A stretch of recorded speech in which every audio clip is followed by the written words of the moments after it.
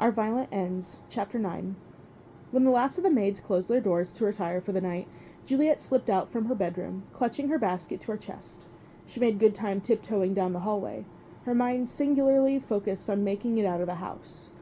Only when she passed Rosalind's bedroom and noted the glow of light underneath the door. Juliet paused. This was strange. Rosalind? A rustling came from within the room. Juliet, is that you? You can come in. Juliet set her basket down against the wall and opened Rosalind's door before her cousin can change her mind, letting the gold light of the bedroom flood out into the hallway. When Juliet remained at the threshold for a long moment, taking in the scene, Rosalind looked up from her desk, her thin brow arching smoothly. Her face was still made up despite the late hour. The curtains of her windows were left undrawn, the half-peeking moon shining through the clouds and upon the bed. It's so late, Juliet said. You haven't retired yet? Rosalind set her pen down. I could say the same to you. Your hair is still done up as neatly as mine. Yes, well... Juliet did not quite know how to finish that sentence. She hardly wanted to say it was because she was on her way out. Instead, she zeroed in Rosalind's desk and changed the subject. What has your attention? What has your curiosity? Rosalind replied just as quickly. Juliet folded her arms. Rosalind smiled, indicating her tone to be a joke. The moonlight dimmed, passing entirely behind a cloud, and the room's lamp bulb seemed to hesitate along with it. Your sister wanted me to speak to you, actually. Juliet inched a few steps into the room, her eyes scanning the desk. She caught sight of flyers from the burlesque club, as well as one or two pieces of notepaper torn from whatever ledger had come from. She's worried about you. About me? Rosalind echoed. Whatever for? She leaned back, eyes wide. As she did so, there was a glint from her collar, metal catching light. A new necklace, Juliet noted. Kathleen always wore her pendant, but Rosalind had never been one for jewelry. She said it was dangerous to wear valuables on the streets of Shanghai. Too many pickpockets, too many eyes. No concrete reason, just call it intuition. Whip quick, Juliet strolled closer, then pinched her fingers around a slip of paper, pulling before Rosalind could stop her. Juliet pivoted on her heel, turning her arms the other way in case Rosalind was to snatch it away. But her cousin only rolled her eyes, letting Juliet look. Pierre Moreau, Alfred Delaunay, Edmond Lefebvre, Gervais Carrel, Simon Clare. Juliet scrunched her nose, then turned back, asking without words what the list was. Rosalind held her hands out. Patrons at the club. I'm to accost for funds. Would you like an in-depth explanation on how I drug their drinks? A chronological order of who pulls out their coins first? Oh, hush, Juliet chided lightly, returning the slip to Rosalind's hand. She ran her gaze across the other papers for a brief while before determining that there wasn't much to scrutinize. Kathleen had been concerned about Rosalind's involvement with foreigners, but to live in this city was to be involved with foreigners. Don't tell me you're getting on my case, too. Who, me? Juliet asked innocently. Rosalind's bed jangled with noise when Juliet plopped onto the mattress for a makeshift seat, all the pearls and feathers from Rosalind's dance costumes tangling together atop the deep blue sheets. Whatever about? Rosalind rolled her eyes, getting up from her desk. Juliet thought her cousin was coming to join her, but Rosalind pivoted the other way and wandered over to her window instead.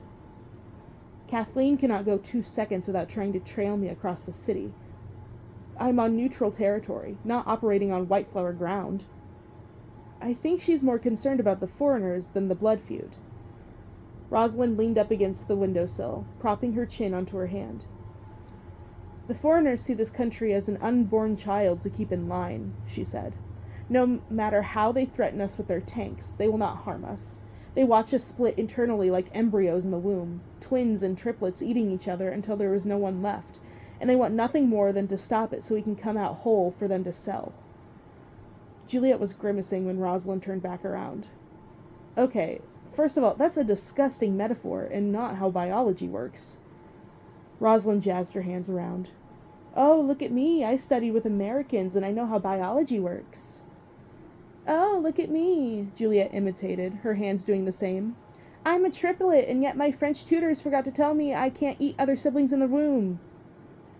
Rosalind couldn't hold back her laugh. It spluttered out in a short and loud sound, and Juliet grinned too, her shoulders lightening for the first time that week.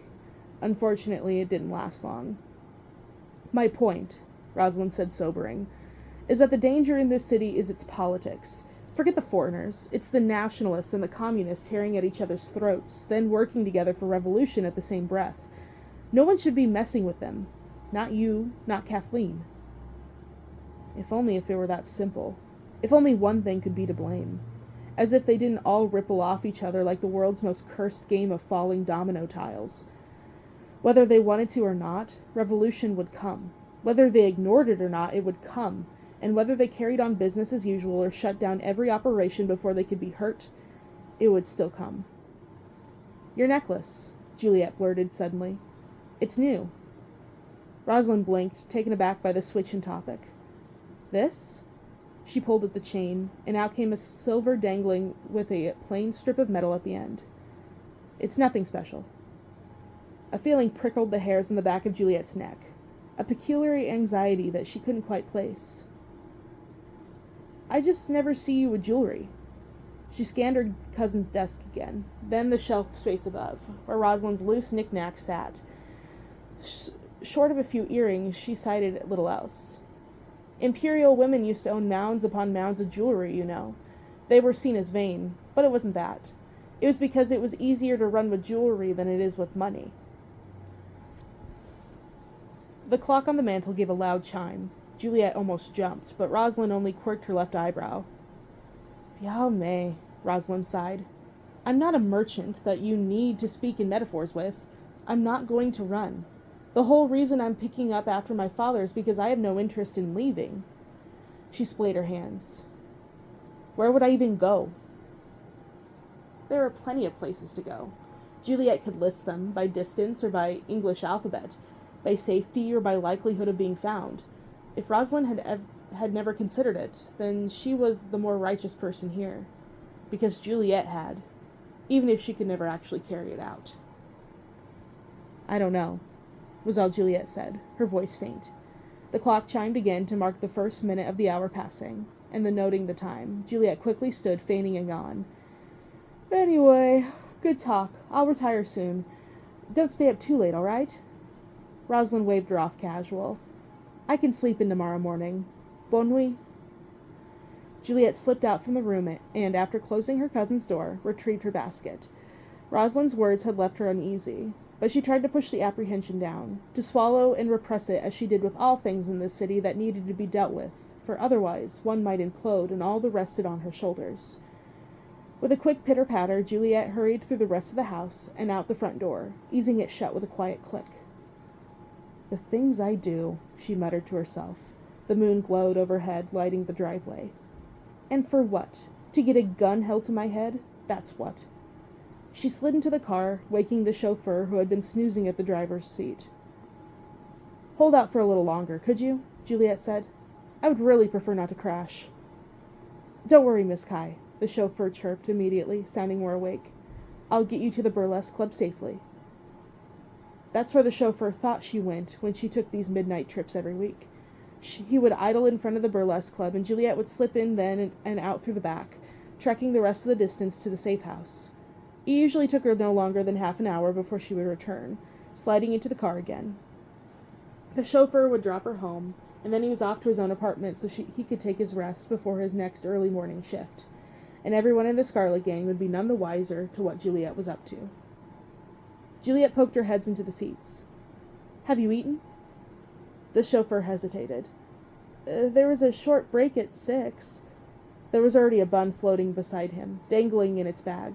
Juliet had extra from the many she'd bought off the street cart earlier, and unless Marshal Seho could eat 5 in 2 days, they would go bad. "It's a little cold," Juliet said when he took it gingerly. "But it'll go colder the longer it takes for us to reach our destination, where you can eat it." The chauffeur hooted a laugh, then pressed the car faster. They rumbled through the streets, busy as ever, even at such an hour. Each building they passed was flooding with light, women in kippah, ignoring the winter cold and leaning out their second-door windows, waving their silk handkerchiefs into the breeze. Juliet's coat, meanwhile, was long enough to completely cover the dress she had on beneath, thick enough to hide the shapelessness of those American designs. At last they arrived a distance away from the burlesque club, where they always parked to avoid the stream of men coming and going in from the front doors. The first time the chauffeur had offered to walk Juliet, but his offer dried up as soon as Juliet removed a gun from her shoe and set it on the passenger seat, telling him to shoot if he was ambushed. It was easy to forget who Juliet was when she was lounging in the back seat, inspecting her nails. It was harder when she clambered out and put on her heiress face to combat the night. "Lock the doors," Juliet ordered, holding her basket with one hand and rapping on the window with the other. The chauffeur did so, already biting into the bun. Juliet started forward, keeping as close to the shadows as she could. The fortunate part of the winter season was the lack of observers. People did not like looking up for too long with the wind prickling in their eyes, so they walked, staring at their shoes. Juliet never had much trouble making her way to the safe house, but tonight she was on edge, glancing over her shoulder once every few seconds, paranoid that the noise she heard from the street over was not the last tram rumbling to its stop, but a car trailing her just out of sight. She blamed all that talk about spies. "It's me," Juliet said quietly, finally arriving at the safe house and knocking twice. Before her fist could even finish coming down the second time, the door was opening, and instead of welcoming her Marshall leaned out. "Fresh air," he said, dripping with theatrics. "How I thought I would never experience it again." "Hajima," Juliet snapped, pushing him back inside. "Oh, we're speaking Korean now," Marshall stumbled from Juliet's shove, but he recovered fast, shuffling into the apartment. "Just for me? I'm so honored." "You are so annoying." Juliet shut the door, pulling the 3 locks. She set the basket down into the table and hurried on the window, peering through the thin crack between the boards nailed to the glass. She didn't see anything outside. No one was coming for them. "I'm going to kill you a second time just to see how you like it." "It might be fun. Make sure to shoot me so it's symmetrical with the other bullet scar." Juliet spun around, putting her hands on her hips. She glared at him for a long moment, but then she couldn't help it. The smile slipped out. Marshall shrieked. Before Juliet could shush him, he was already lunging at her, picking the little lithe frame off the ground and spinning her around until she was dizzy. "She shows emotion!" "Cease immediately!" Juliet screeched. "My hair!" Marshall set her down with a heavy thump. She held on to her once she was on the floor again. Her arms splayed along her shoulders. Poor touch-starved Marshall Sheho. Maybe Juliet could find him a stray cat. "Did you bring me alcohol this time?" Juliet rolled her eyes. Finding the room to be too dark, she wordlessly tossed Marshall her lighter so he could light an extra candle while she brought out the food, unwrapping fruits and vegetables at rapid speed. In the weeks that Marshall had been hunkered down there, they had worked together to get the water running again without horrendous rumbling in the pipes, and the gas connected so that Marshall could cook. And honestly, Juliet didn't think it was a bad living situation, disregarding the whole legally dead situation that was. "I'm never bringing you alcohol," Juliet said. "I would fear I would find this place in flames." Marshall responded by hurrying to the other side of the table and inspecting the bottom of Juliet's basket. He hardly heard her biting remark. After all this time, Juliet and Marshall had grown familiar enough with each other that they could not tell what was to be intended to be sharp and what was not. They were incredibly alike, and that was too eerie a thought for Juliet to mull on for long. Marshall retrieved one of the newspapers lining the bottom of the basket, his eyes scanning the headline. "A vigilante, huh?" Juliet frowned, peering at the page. "You know you can never trust the papers to report on feud business." "But you've heard about him too?" "Indeed, a few whispers here and there, but—" Juliet trailed off, her gaze narrowing upon a bag on the floor, one that she knew hadn't been in the apartment the last time she was there. Then, a few inches away, there was a leaf. Now how would Marshall have heard about a vigilante in the city? Juliet folded her arms. "You've been outside, haven't you?" Marshall's mouth opened and closed. He tried his best. "No, of course not." "Oh?" Juliet reached for the paper and turned it her way, reading aloud. "The masked figure has intervened on multiple counts to knock both sides out before shots can be fired. Anyone with information should—" "Marshall!" Fine, fine!" Marshall sat upon the rickety seat with a heavy sigh, his energy depleting. A long moment passed, which was rare in a room with Marshall Seo. When he didn't speak again, he was quiet, his voice pushed out with effort. I'm only trying to keep an eye on him. I step in on other feud business if I happen to see something while I'm lurking. Him. Marshall didn't say his name, but he was evidently talking about Benedict. There was no other contenders to be the subject of such carefulness. She would have chided him immediately, but she couldn't find it in herself. She had a heart, after all. She was the one who had put him here, away from everything, everyone he loved. Has Benedict Montagov seen you? She asked tightly. Marshall shook his head. The one time he actually got himself in trouble, I shot everyone around him and ran. At that, his eyes shifted up, a brief flicker of a guilt appearing when he remembered who he was talking to. It was quick. Best not to think too deeply about it, Juliet said, cutting him off. He had killed Scarlets. She would kill Whiteflowers. For as long as they lived, so long as the city remained divided, they would kill and kill and kill, and in the end, would it matter? When the choice was between protecting those you loved and sparing the lives of strangers, who would ever think that to be a hard decision? Juliet shifted to the window again, peering into the night. It was better lit out there than it was in here, the street lamps humming happily in harmony with the wind. This safe house had been strategically chosen, after all. As far out as Juliet's eye could see, there was no particular corners or nooks where anybody could be hiding, watching her as she looked out. Nevertheless, she surveyed the scene warily. Just be careful, Juliet finally said, dropping the curtain. If anyone sees you... No one will, Marshall replied. His voice had grown firm again. I promise, darling. Juliet nodded, but there was a tightening sensation gripping her chest even as she tried for a smile. During these few months, she had expected Marshall to start resenting her. She had promised she would figure something out soon, but she still had Tyler breathing down her neck and no concrete way around it. Yet she hadn't heard a word of complaint from Marshall. He had taken it in stride, even though she knew it ate him up inside to be stuck here.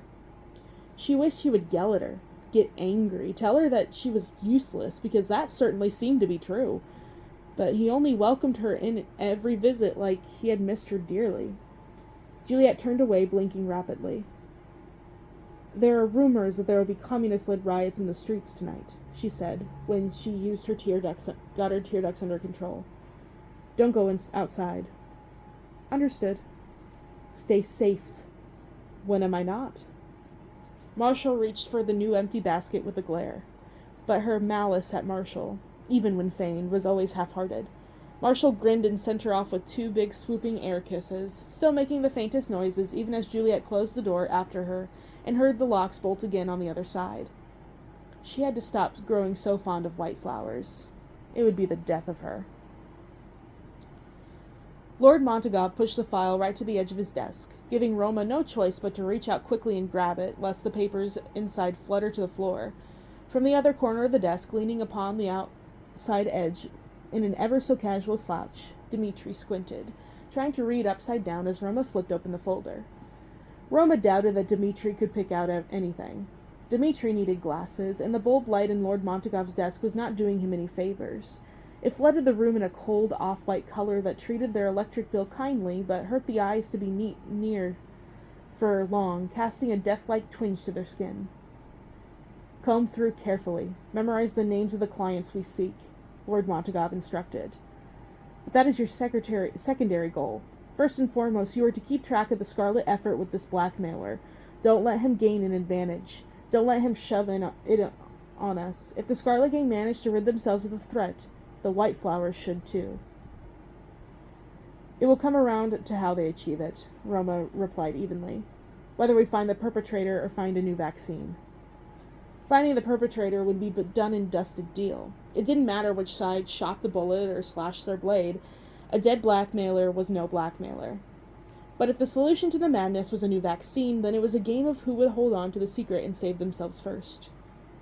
Dmitri leaned forward, about to say something. Before he could, Roma slapped the file closed. Either way, I have it handled. A knock came on Lord Montagov's office then, and the Whiteflower outside announced an incoming phone call. Roma pushed his chair back, making way for his father, as Lord Montagov stood from behind the desk and exited the room. As soon as the door clicked, Dmitri wandered over to the other side of the desk and dropped into Lord Montagov's chair. First of all, you're welcome, he said. Roma could feel an immediate headache starting at his temples. All the clientele in that folder, all those scarlet merchants on the edge of defection to the White Flowers, that's my doing, Roma. All you have to do is make the killing blow. Should be easy enough. Congratulations, Roma said, resting his arm on the back of his chair. You did your job. Dmitri shook his head. The gesture was drenched with feigned pity, accompanied by an unspoken tut-tut-tut in the air. It is not enough to see the merchants as a job, Dmitri urged. You must accept them, respect them. Only then will they listen. Roma did not have the time for this. They are colonists. He took the folder in his hands, crinkling the edges mercilessly. They deserve to be robbed and looted, as they have done to others. We work with them to gain what we can. We do not work with them because we love them. Get it together. Dmitri didn't appear chastised. It was hard to tell how much he actually believed in the words he was saying, and how much he was saying them only to rile Roma up. So that's how it is? Dmitri asked. He brought his feet up to the desk. All this hostility to your allies, but taking an enemy as your lover? The room had already gone cold. Now it felt chilled like ice. You must be mistaken, Roma stood up, releasing the folder. I work with Juliet Kai until I take a knife to her throat. Then why haven't you done so? Dmitri countered. He kicked at the desk and tipped Lord Montagov's whole chair back, letting it teeter dangerously on its hind legs.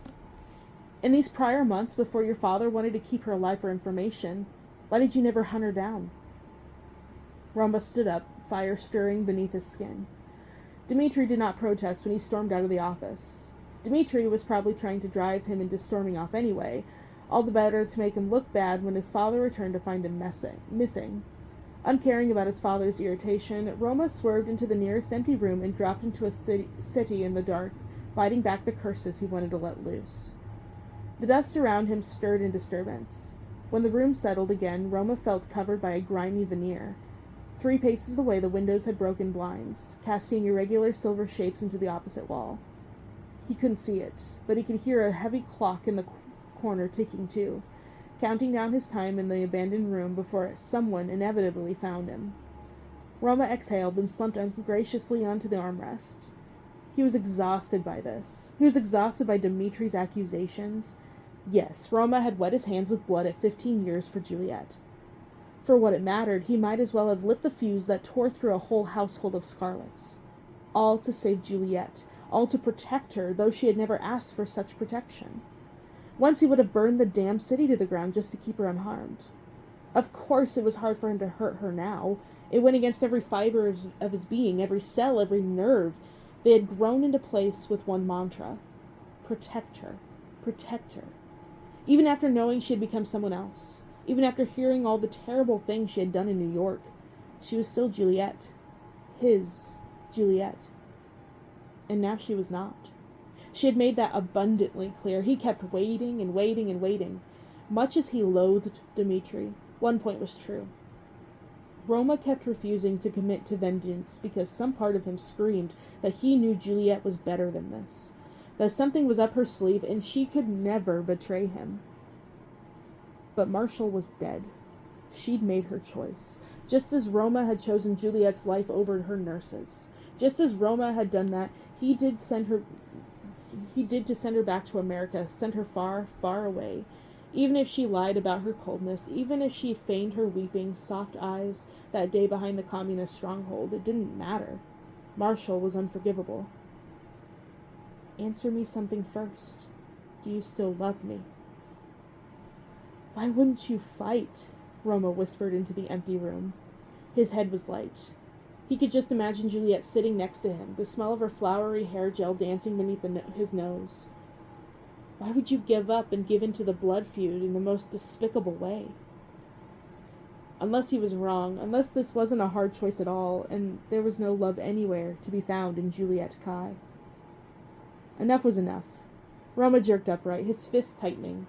They were to work together at present, but that arrangement would end sooner or later. If Juliet wanted to play the root of the blood feud, she would get blood for blood. It would wound him just as deep. but he would plunge in that knife. He had to. The door to the sitting room opened then, and Lord Montague poked his head in, frowning when he sighted Roma on the settee. Roma had half a mind to wipe at his eyes just in case, but that would have looked more odd than staring ahead blankly, not letting his father see his full expression. Dimitri said you might have wandered in here, his father said. Can you not sit still for a single minute? Are we to resume the meeting? Roma asked, diverting the question. We covered enough. Lord Montague frowned in distaste. Stay inside. There's a riot tonight. He closed the door.